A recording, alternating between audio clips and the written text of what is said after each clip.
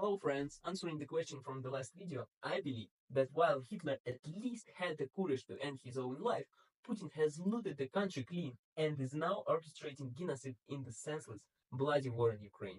What are your thoughts on this? Today in many countries liberal ideas are becoming prohibited, especially in Russian Federation.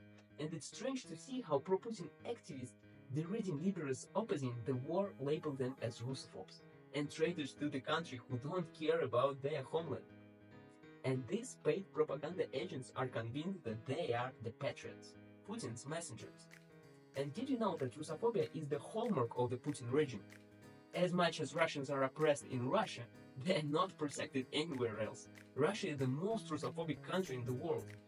How can a country go from a developing democracy to harsh totalitarianism overnight? Well, we live in a crazy time where there is cognitive dissonance. People are enlightened, spiritually evolving, yet some are going to war with weapons. It's like the Middle Ages in the 21st century. Studying the history of fascist Germany in school, I could never understand how one person could conquer his own people. Now let's dissect how Putin managed to conquer his people. He sweetly sang managing to recruit even Democrats. In 2000 and 2001, he proclaimed, "Freedom is better than non-freedom," singing odes to Democrats. Democratic institutions were functioning until he showed himself as the usurper of the people, and everyone calmly awaited 2004 to judge him in the presidential elections, perceiving him as boring technocrat who could always be replaced. Opposition debates were openly televised, criticism of the government was still possible, which reassured the Democrats. And that was our huge mistake, as Putin masked his dictatorial plans.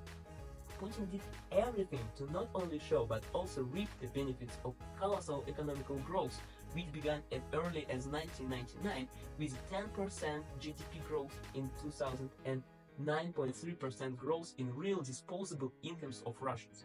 The 90s reforms transitioned to a market economy bore fruit preciously during Putin's rule, and it was simply a coincidence which the greedy dictator exploited for his own purpose. So, what do we have? Russians started to get rich quickly, strengthening of the Ministry of Internal Affairs and the disintegration of criminal groups across the country. And third, powerful agitation in the media that Putin has no rivals, he is the best.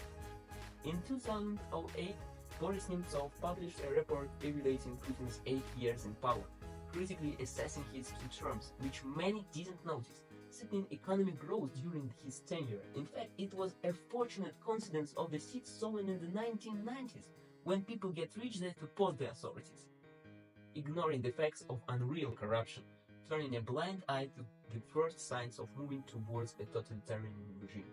The indicator was the closure of the independent television channel called NTV, famous for its sharp criticism of the president. Putin didn't like being portrayed as a puppet, just watching an episode of one of these shows. In 2001, he seized this television which now exclusively shows yellow news and sings his praises like Kim Jong-un, and that was the first warning sign. But for rapid economic growth, everything can be forgiven, so said the majority of Russians.